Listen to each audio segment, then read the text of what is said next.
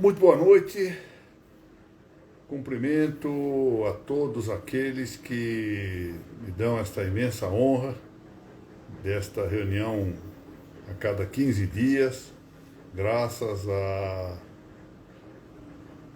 generosidade, do apoio prestigioso da ARPEN do Estado de Goiás, a cujo presidente, o Dr. Bruno Quintiliano Silva Vieira, eu apresento os meus melhores cumprimentos, que estendo a minha estimada amiga, doutora Evelyn Tonioli Valente, e peço vênia mais uma vez para, por igual, cumprimentar em nome de todos os juristas do Estado de Goiás, em particular daqueles que atuam no campo do direito imobiliário e do direito registral, incluído o registro civil, que é o foco das atenções da ARPEN Goiás,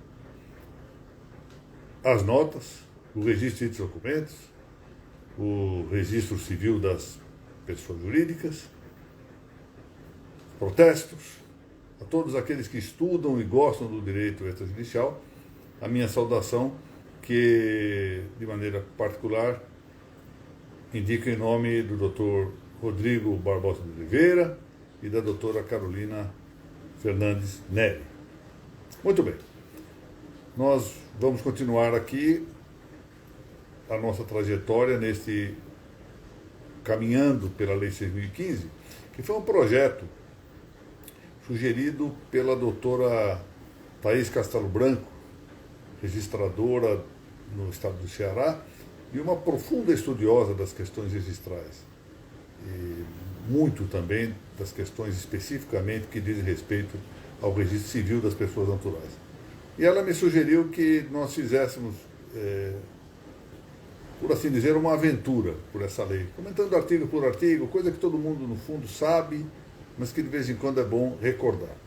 E nós estamos cuidando agora, terminamos na semana passada o exame do artigo 4º, mais 3 artigos agora, 5º, 6º e 7º, de aparentemente pouca complexidade, mas que nos propiciará, como verão na parte final dessa nossa exposição, uma incursão que me parece de interesse dogmático, sem maior reflexo prático, como verão, mas com interesse dogmático. Esses artigos 5º, 6º e 7º, que estão aqui no início da nossa Lei de Registros Públicos, no capítulo 2º, no título 1º, o título 1º trata das disposições gerais, capítulo 2º da escrituração. E os artigos 5º, 6º e 7º continuam a tratar sobre livros. O 5º versa sobre uma autorização eventual do juiz, ou seja, o juiz corregedor permanente ou diretor do fórum, que possa determinar, ou a palavra fala em autorizar, o que supõe um requerimento do registrador, a diminuição do número de páginas dos livros correspondentes. Você pode diminuir. Se o livro tem uma previsão de 300 páginas, pode diminuí-lo para 200, 250 ou 150. Na verdade, é mais para atender aqueles lugares em que não haveria demanda suficiente para que o livro permanecesse por muito tempo aberto, porque essa persistência da abertura do livro teria potencialidade para atrair mais fraudes. É claro que isso tende muito a perder a sua importância na medida em que se vai mais e mais fazendo o registro eletrônico, não é? O artigo 6º aqui tem mais interesse nesse capítulo, porque trata da numeração dos livros sucessivos. Os autores que comentaram esse dispositivo, do artigo 6º, costumam dizer que na verdade, alterou-se a sistemática, quer dizer, a norma tem uma sistemática alterada ou díspare entre os livros do registro civil, do registro de documentos e de outra parte do registro de imóveis, para atender à tradição de que os livros do registro de imóveis têm uma numeração arábica dos seus 5 livros. Isso já vinha do regulamento de 39, que previa vários livros, não só esses 5, todos eles indicados por número, né? 1, 2, 3, 4, etc. Bom, isso é verdade. Se nós formos ver o registro civil das pessoas naturais, o artigo 33 fala em letras, A, B, C, D, etc. O registro de documentos, no artigo 132 também nós temos A, B, C, D. O registro civil das pessoas jurídicas, A e B, no 116. E o registro de imóveis, então, afasta-se dessa ideia de designar-se por letra e mantém-se a designação que era, de fato, tradicional, 1, 2, 3, 4 e 5. Agora, quando a lei fala aqui, até dá exemplo, é muito interessante, uma lei que dá exemplo de como se comportar, é uma coisa relativamente... Bom, primeiro é episódico, não é muito comum isso, para não dizer que é muito raro. Mas também não convém a uma lei ficar dando exemplos, né? Enfim, 2A, A2E, AA, etc., aquela coisa toda da sequência do número relativamente ao registro de imóveis, né? Isso servia para os livros, volto a dizer, escriturados, né? E para o livro eletrônico isso não tem importância. E se nós pensarmos mesmo nas fichas de matrícula, isso perde a importância. Note-se que, então, é fácil de entender por que deve ser a letra seguida de número quanto aos demais registros, porque os livros são designados por letras. E, portanto, cada um que segue vai tendo uma numeração sucessiva. Como o registro de imóveis é designado por número, então é preciso que ao número se siga, poderia ter adotado outro sistema, ao número se siga a letra. Portanto, não há grande novidade nessa é uma solução prática. Está muito bem, escolheu-se um critério, o critério está bem, poderia ter sido outro. Bom, o artigo 7º diz que os números de ordem dos registros não serão interrompidos no fim de cada livro, mas continuarão indefinidamente nos seguintes da mesma espécie. O número de ordem, na verdade, de cada registro corresponde, pode-se assim dizer, à sua especificidade, à sua determinação individualizante. É efetivamente aquilo que dá a possibilidade de ser encontrado, localizado, determinado espacialmente no registro, de modo que é de todo intuitivo o caráter dessa norma do artigo 7º. Muito bem. Com isso nós terminamos o capítulo relativo à escrituração, que faz parte, portanto, do título 1º, capítulo 2º, da Lei de Registros Públicos.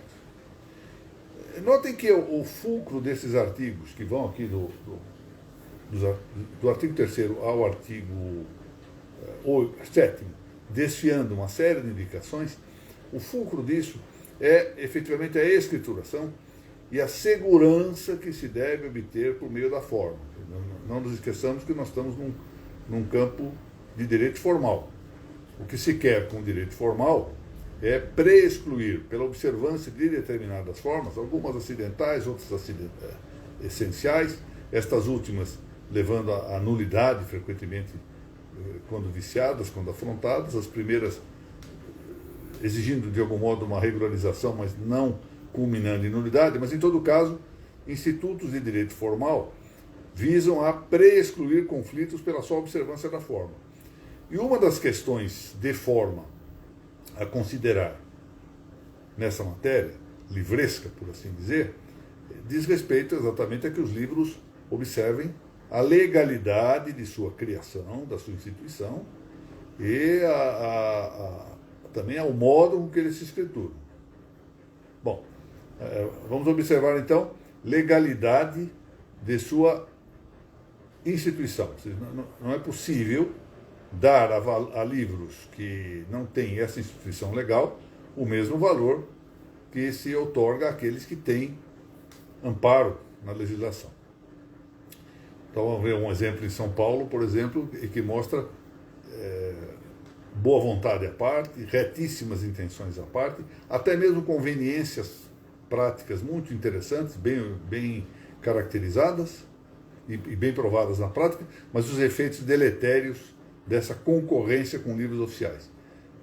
Aqui é um episódio que muita gente conhece no estado de São Paulo, a criação do chamado Livro de Recepção de Títulos do Registro de Imóveis, conhecido logo pela sigla LRT. Interessante como nós temos essa tendência, não sei se é mundial, no Brasil é frequente, sempre tem que arranjar siglas. O LRT, quando eu fui para o o registro, trabalhar no registro, isso em 1984. A primeira referência que eu ouvi, olha, o LRT, eu disse, bom, ótimo, mas o que será um LRT? Então, eu não, é um pouco de orgulho nisso, né? Eu não quis perguntar o que era o LRT, todo mundo chamava por esse apelido, como é que eu não conhecia, né? Aí eu fui tentar estudar, baixei alguns livros de registro, e apanha daqui, apanha dali, não achei nada, né? Porque Serpa Lopes, Fernando de Carvalho, até que um dia eu descobri o que era o tal LRT. Fui a um cartório e me mostraram o LRT, é um livro de recepção de títulos. Eu falei, mas onde é que está isso na lei? Não, não está na lei. Foi um provimento da vara de registro, da primeira vara, que criou para facilitar o controle dos títulos dentro do cartório. E realmente, para os juízes era ótimo. A gente sempre sabia onde é que o título estava, graças ao livro Recepção de Títulos. Era uma espécie de itinerário ou trajetória do título no cartório. Mas o que aconteceu com isso? Os registradores começaram a notar que não era preciso, não era conveniente, do ponto de vista prático, fazer o lançamento no protocolo. O que eles faziam? Deixavam o título no recepção de títulos, né, nesse livro LRT, ia até a final com ele, e quando o título fosse registrado, lançavam no protocolo. O protocolo começou a ser um livro só para, em vez de ser o livro que dava, por assim dizer, a inauguração, o debut do registro do título, era o livro só que encerrava esse ato. Então foi daí que, um belo dia, uma advogada muito experiente foi a um cartório de São Paulo e apresentou um título, pediu que lançasse no protocolo e disse, olha, eu quero, por favor, que me deem uma certidão do protocolo. Disse, o cartório não podia dar essa certidão, por quê? Porque o livro do protocolo estava atrasado, né? Trabalhava só com LRT. Na verdade, é fácil de ver que até mesmo se falava em protocolo auxiliar, livro protocolo auxiliar. Na prática, concorria com livros institucionais. Isso é uma inconveniência. Nada impede que nós tenhamos elementos indicadores, borradores, rascunhos, etc., para acompanhar o trabalho, para a melhor gestão do trabalho. Você não pode deixar concorrer com os livros previstos na legislação, porque se trata de uma instituição formal. E a propósito disso, exatamente aproveitando esse fato de que a Lei de Registros Públicos, sobretudo nesses artigos, põe à mostra a importância dos atos serem praticados com a devida escrituração, nos livros corretos, etc., que eu quero tratar aqui de um assunto com os senhores, que já de antemão eu anuncio que não tem eficácia prática. Eu fui, a questão de uns 15 dias mais ou menos, informado por uma ótima autoridade teórica e prática do registro civil sobre um problema que estava ocorrendo em relação ao registro civil. Problema de natureza, volto a dizer, dogmática, de natureza teórica e aparentemente sem maior eficácia prática. E é disso que eu vou tratar hoje com os senhores rapidamente. Eu, antes de tomar uma posição a respeito desse assunto, resolvi pensar um tantinho e investigar um tanto para saber o que é que estava de fato ocorrendo. Então, a primeira coisa que eu fiz foi munir-me de um verdadeiro, chamemos-lo assim, hoje em dia falar a palavra vacina é sempre complicado, né? Mas de uma verdadeira vacina em relação à legislação, porque uma autora francesa muito importante, professora da Universidade de Paris, Mireille Delmas-Marty, em um dos seus livros diz com muita razão, falando da França, falando de um penalista francês, dizendo o seguinte, olha, nenhum grande jurista que se especialize no direito penal francês, por mais capacidade tenha, consegue acompanhar a rapidez do movimento legislativo. E não se sabe realmente, muitas vezes, o que é que está em vigor e o que não está em vigor. É interessante isso. Isso na França, cuja quantidade legislativa é menor que a do Brasil. Então, imagine a situação no Brasil. Bom, mas em todo caso eu fui embora vacinado e cuidadoso nessa análise, eu fui verificar e consultei alguns livros que eu vou aqui mencionar aos senhores. O primeiro livro que eu consultei, E, aliás, um livro muito interessante que eu recebi de mãos do próprio autor, o Dr. Clovis Huber, a quem apresento à distância a minha homenagem. É um livro que foi editado na cidade de Leme. A cidade de Leme é uma cidade do interior de São Paulo, pela editora De Direito, no ano de 2002. O livro se chama Registro Civil das Pessoas Naturais. A citação que eu vou fazer é da página 201. Depois eu digo o que é que eu estou citando. Página 201. Depois fui ver uma obra coletiva que foi coordenada pelo doutor Isaías Gomes Ferro Júnior, que tem uma fama que o antecede, e justíssima, de ser um estudioso do direito registral. Ele publicou na cidade de São Salvador da Bahia, terra da nossa Ellen de Oliveira, que está aqui presente, estou vendo a mensagem da Ellen, terra onde ela atua, porque a Ellen é paulista, na verdade. Esse livro foi editado pela Podium, em Salvador da Bahia, no ano de 2018, com vários autores. Entre esses autores, a minha estimada amiga, a doutora Isolda Andréa de Silos Ribeiro, que ali escreveu um trabalho chamado A União Estável e seu registro no livro E. Eu menciono aqui esse livro na página 296. Depois vamos ver o que é. Aí eu fui ver o recente Tratado Notarial e Registral, que ainda pende de uma publicação. A Isolda está aqui presente. Olá, Isolda, tudo bem? Tratado Notarial e Registral, páginas 832 e 833 do segundo volume. Esse livro é um livro escrito pelo Dr. Vitor Kimpel, que é um juiz conhecido aqui no estado de São Paulo e muito dedicado aos estudos das notas de registro. E esse livro, a meu ver, de toda a série que o Dr. Kimpel tem escrito, este me pareceu o melhor. Ele escreve esse livro em parceria com a doutora Carla Modena Ferrari, um livro publicado pela YK, editora, em 2017. E eu cito volume 2, página 832 e 833, e como de hábito não vou dizer o que é que eu estou citando. Vamos lá a um livro mais antigo, editado em 1979, no Rio de Janeiro, pela Forense. Essa é a segunda edição desse livro. Um grande trabalho de um jurista. Aliás, esse livro é valioso para quem consiga encontrá-lo ainda, acho que se encontra nesse estante virtual, esses sebos eletrônicos, do Dr. Wilson de Souza Campos Batalha, Comentários à Lei de Registros Públicos. Muito interessante o livro. Eu cito aqui, página 137 do volume 1º. Também cito a página 79 do Lei de Registros Públicos comentada, de Walter Seneviva, grande jurista aqui no estado de São Paulo, estimado amigo, a quem há muitos anos não vejo, Dr. Walter Seneviva. Esteve comigo, no entanto, lá no congresso do Cinder, em Moscou, no ano de 2003. E temo que tenha sido a última vez que estive pessoalmente com o Dr. Walter Seneviva. Pois muito bem. Página 79 desse livro, edição de 79 da Saraiva. Mesma coisa, página 175, 175, um livro com o mesmo nome do anterior, Lei de Registros Públicos Comentada. Esse é um conjunto de artigos, comentários artigo por artigo, sob a coordenação deste grande processualista brasileiro, talvez o maior processualista civil hoje vivo no Brasil, José Manuel de Arruda Alvim, meu estimadíssimo amigo, que coordenou esse livro ao lado do Dr. Alexandre Claps e do Dr. Everaldo Kambler. Há ali um artigo escrito, um comentário do Dr. Daniel Nilson Ribeiro, na página 175, Rio de Janeiro, Forense, 2014.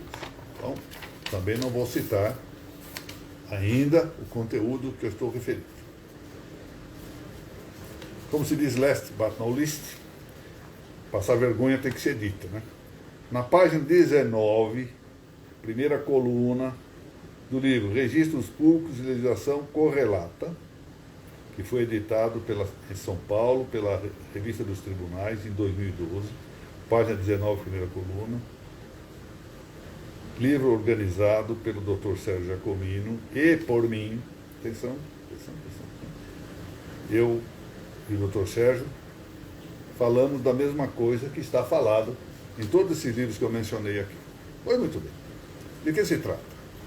Do que se trata veio, na verdade, a apontar algo que omite o vademecum, que eu tive a imensa honra de figurar como coordenador, mas que foi, na verdade, trabalho exaustivo e magnífico da doutora Laura Contreira Porto, do doutor Pedro Henrique Martins Bragato, do doutor Rodrigo Pacheco Fernandes. Foi editado pela Descalvado, a editora da cidade de Primos, editora Primos da cidade de Descalvado. Descalvado é uma cidade aqui no interior de São Paulo, em 2018. Esse vademecum, eu havia dito isso na altura em que o vademecum estava sendo lançado e renovo essa indicação, porque o ideal seria que ele atualizado fosse reeditado, porque o custo é muito elevado. Mas um vademecum excelente, que teve uma grande vantagem.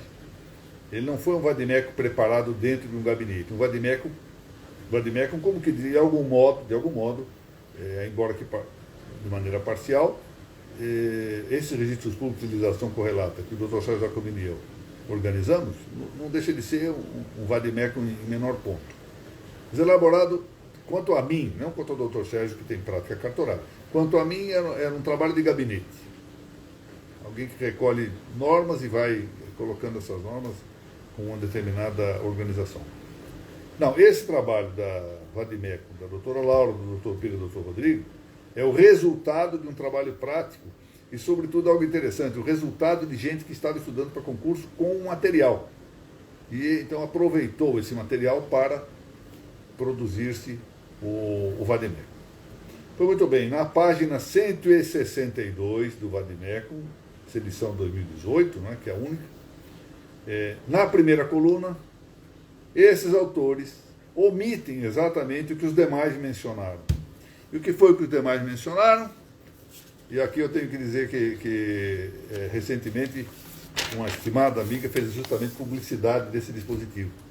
Não mencionam o parágrafo único do artigo 33 da Lei 6.015. Se os senhores forem apanhar as leis que tenham aí em seu poder, é possível que esse parágrafo único esteja anotado. Bom, antes que alguns possam aqui ficar um tanto preocupados de saber do que se trata e correr para a lei, eu digo, esse parágrafo único, de acordo com a redação que está aqui, indevidamente no registro de legislação correlata, que o Dr. Sérgio organizamos, está aqui, ó. No cartório do primeiro ofício da primeira subdivisão judiciária, em cada comarca, haverá outro livro, além do A, B, C, D, com os respectivos auxiliares, né? Haverá outro livro para inscrição dos demais atos relativos ao Estado Civil, designado sob a letra E, com 150 folhas, podendo o juiz competente nas comarcas de grande movimento autorizar o seu desdobramento pela natureza dos atos que nele devam ser registrados em livros especiais. Esse parágrafo único não existe na legislação. Isso não quer dizer que o livro não exista, hein? Aí que está. Este parágrafo é que não existe. O livro está referido, por exemplo, no artigo 89, e ali se salva o tema da competência, notem bem, porque vai ver que no artigo 92 também, no artigo 92 chega a ser algo interessante da lei de estudo, porque esse artigo 92 remete ao parágrafo único do artigo 33, ou seja, reforça a ideia de que desse dispositivo existia. E também está previsto lá no artigo 32, vamos ver aqui, eu anotei até umas observações sobre o 32, exatamente, o parágrafo 2º do 32, que trata lá do registro de filho de brasileiro, brasileira, nascido no exterior, etc., trata do assunto, e também no parágrafo 4º, ao falar da opção pela nacionalidade brasileira. E esses dispositivos têm indicação do primeiro cartório, de maneira que o tema competencial também está solvido na lei. Ou seja, vamos lá. O livro está previsto na Lei 6.015. Não é que ele não esteja previsto, ele está previsto, as suas indicações estão, as suas previsões de escrituração igualmente, as suas previsões estão previstas, e acrescento a competência, que era muito importante que houvesse uma designação competencial, a quem incumbe escriturar esse livro. Então, vamos lá colher nesses artigos que eu mencionei, 32, parágrafo 2º e 4º, 89 e 92, Tolly Turquest. O livro está previsto em lei, a competência ou atribuição para escriturar também está previsto em lei. O que não está previsto na lei é o parágrafo único do artigo 33. O que aconteceu, na verdade? A Lei 6.015 foi editada no dia 31 de dezembro de 1973. Pois muito bem. Uma vez editada essa lei, ela teve no artigo 298 a previsão de sua vigência a partir de 1º de janeiro de 1976. Então, lei editada, publicada pela imprensa oficial, no dia 31 de dezembro de 73, cujo artigo 298 previa que ela vigorasse somente 3 anos depois, no dia 1º de janeiro de 1976. Calha que quando chega no mês de junho de 1975, portanto, 2 anos ou 1 ano e meio, mais ou menos, né? 1 ano e meio depois da publicação da Lei 6.015, edita-se a Lei 6.216. A Lei 6.216, que, entre outras modificações, altera o artigo 33 da Lei de Registro Público. Esse é exatamente esse artigo que nós estamos cuidando. Então, não mexe com o caput, exatamente o caput se mantém tal como estava. Haverá em cada cartório os seguintes livros, todos com 300 folhas cada um. Não mexe no inciso 1º, continua sendo o livro A de registro de nascimento. Não mexe no inciso 2º, continua sendo o livro B, registro de casamento. Acrescenta o livro B auxiliar no inciso 3º, para tratar do registro de casamento religioso para efeitos civis. Não mexe no antigo inciso 3º, apenas muda o nome, que passa a ser registro de óbitos passa a ser integrante do inciso 4º, quando no texto original integrava o inciso 3º. Institui pelo inciso 5º o livro C auxiliar, registro de natimortos, e mantém, só altera do inciso 4º para o inciso 6º, o registro de proclama. E não fala mais do parágrafo único.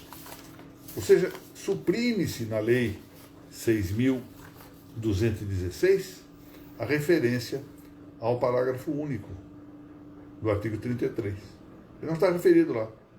O curioso, eu fiquei imaginando como é que foi possível o equívoco. Eu tenho a impressão, porque a alteração, o fato de se manter a referência no artigo 92 expressa ao parágrafo único do artigo 33, leva à impressão de que o legislador, ao reeditar a Lei 6.015 com uma nova redação da Lei 6.216, acabou, sem querer, omitindo a cópia. Como de hábito, eu tinha um colega aqui no Tribunal Nacional Criminal que dizia isso: quando a gente não sabe quem errou, a gente diz que a culpa é da Rosinha. A Rosinha é uma datilógrafa, hoje é digitadora. É uma figura assim que nós dizemos: a Rosinha é a digitadora ou datilógrafa culpada por todos os erros das redações da lei, por todos os erros das redações de provimentos, etc. Como quer que seja, o fato é que esse dispositivo não foi repetido pela Lei 6.216. E não consta, pelo menos eu tratei de averiguar se isso, como eu disse no início, mencionando aqui a autoridade da professora Mireille Delman Marty, eu não posso excluir de todo que a minha pesquisa não tenha sido bem feita. Mas o fato é que eu pesquisei o que pude, para verificar se havia alguma outra norma adicional corrigindo a Lei 6.216. E não consta essa norma. Não consta, efetivamente. Se os senhores ingressarem, ainda agora, façam essa experiência, no site do Planalto, vão ver que o dispositivo não se encontra. No site da Câmara Federal, tampouco. Essa norma não se encontra lá. E, no entanto, alguns sites jurídicos em que há referências de lei, eu tive a ocasião de pesquisar, mencionam esse dispositivo. Vejo que autores como os que eu mencionei, de consagrado valor, inegavelmente consagrado valor, igualmente mencionam a existência, a persistência, a perseverança desse parágrafo único do artigo 33. E, sem embargo, parece que realmente ele não está na lei. Volto a dizer aqui, para que não haja dúvida, isso não significa que o livro não tem amparo legal. Ele tem, só não tem amparo legal no parágrafo único do artigo 33, porque esse parágrafo não entrou em vigor. Esse parágrafo, como eu disse, em 1975, antes da entrada em vigor da Lei 6.015, foi revogado. Bom, muito bem, porque a aula de hoje tinha essa verdadeira curiosidade jurídica, não é? Essas coisas que podem ocorrer num volume de leis muito grande, mas sempre me resta a dificuldade de entender como é que foi possível que autores consagrados, alguns autores escrevendo logo após a vigência da lei de 1975, considerando todas as alterações que houve nessa lei, os comentários são atualizados. Em relação a esse dispositivo, não se deram conta da inexistência dele. Eu até confesso que quando eu fui apanhar o vademecum da doutora Laura, do doutor Pedro e do doutor Rodrigo, eu pensei aqui com os meus botões, se eles mencionaram, como estão muito atualizados, é provável que eu que não esteja vendo direito isto. E o site do Planalto que talvez esteja errado. Mas aí eu verifiquei que eles, que foram muito cuidadosos na análise, omitiram esse dispositivo. É interessante isso. E nos deve, enfim, ensinar uma coisa, a prudência nas referências que temos que fazer. Por isso é que tem razão aqueles que sugerem que a gente sempre, o mais possível, vá às fontes nas citações. Não se contente com as citações alheias. Porque muitas vezes nessas citações, cada um que escreve faz, não de maneira intencional, mas esse é um erro normal da vida. As atividades humanas, todas elas, possuem equívocos. Então é sempre procurar, na medida do possível, ir às fontes e verificar do que se está cuidando, para verificar se é aquilo mesmo, que está sendo citado por nós, corresponde à realidade. Bom, eu queria, antes de encerrar aqui essa nossa lição de hoje, e porque para a próxima, daqui a 15 dias, vamos ter aqui já um trabalho um pouco mais atrativo, com os artigos 8º e seguintes da Lei de 6.015, porque em alguns deles nós teremos aqui uma curiosa interferência com a Lei 8.935. Então nós vamos precisar compatibilizar esses dispositivos. Mas eu queria, antes de encerrar aqui, novamente, louvar o trabalho desses jovens estudiosos dos registros públicos brasileiros, Laura Porto, Pedro Bragato e Rodrigo Pacheco Fernandes, pelo trabalho bem feito que fizeram. Realmente, trabalho de grande fôlego. E, como eu disse, é de lamentar que o custo de uma reedição desse vademecum praticamente inviabilize a sua comercialização. Então é uma pena isso, porque realmente é um livro que merece muitos elogios. Eu volto a dizer que a minha parte nisso é praticamente ter me reunido uma ou duas vezes com os autores e que me honraram mais do que precisaram de mim com a indicação do meu nome para coordenar. Eu não tive praticamente nenhuma tarefa nesse livro. Foi organizado inteiramente por eles. Bom, eu queria ainda fazer um convite, se me permite, a Arpen Goiás, o Dr. Bruno Quintiliano Vieira, a Evelyn Valente, porque amanhã, às 18h30, nas páginas da Noruega do Paraná, da rede social, o Facebook, o YouTube, acho que também no Instagram, isso eu não sei dizer, eu vou submeter-lhe a uma entrevista que deve ser conduzida pela presidente da Norég do Paraná, a doutora Mônica Tabelian, em Curitiba, a doutora Mônica Guimarães de Macedo Dallavec. Bom, eu particularmente, em princípio, não perderia muito tempo ouvindo entrevistas minhas, é preciso que se diga, né? Mas acontece que o tema eu acho que é de muito interesse para as notas e os registros.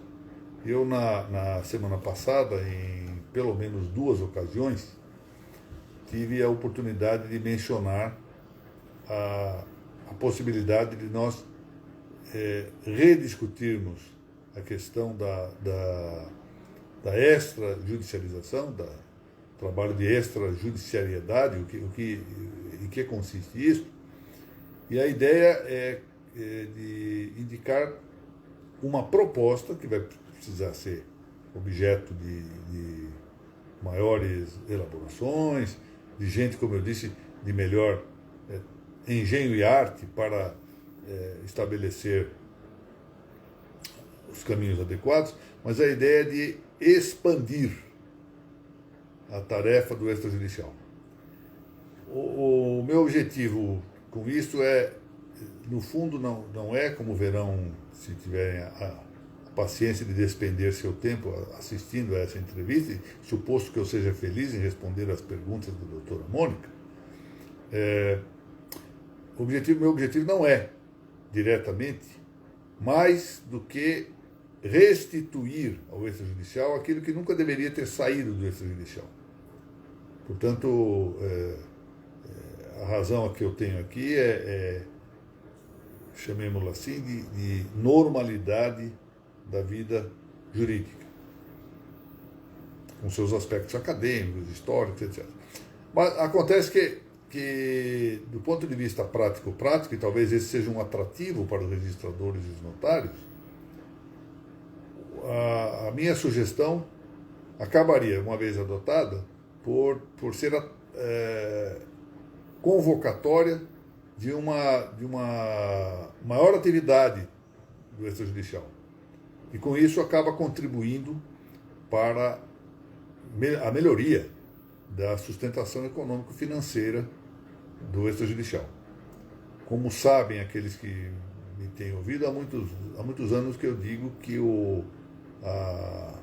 a delegação que está prevista na Constituição Federal é uma espécie de contrato administrativo, que tem em sua base, inevitavelmente, o suposto de várias equações. Entre essas equações, a equação econômico-financeira. E ela não está sendo observada, de modo geral, pela política, digo isso com todo respeito, política menos prudente de gratuidades, de engessamento das tabelas de custas, etc., como se a atividade notarial registral não fosse de imensa utilidade, pode-se dizer, indispensável para a vida normal dos povos e também para a vida normal do Brasil. De maneira que eu farei amanhã, eu tratarei amanhã desse tema, nessa entrevista. Vejo que a doutora Ellen de Oliveira pergunta qual seria a nova atividade. Isso chama-se spoiler, doutora Ellen.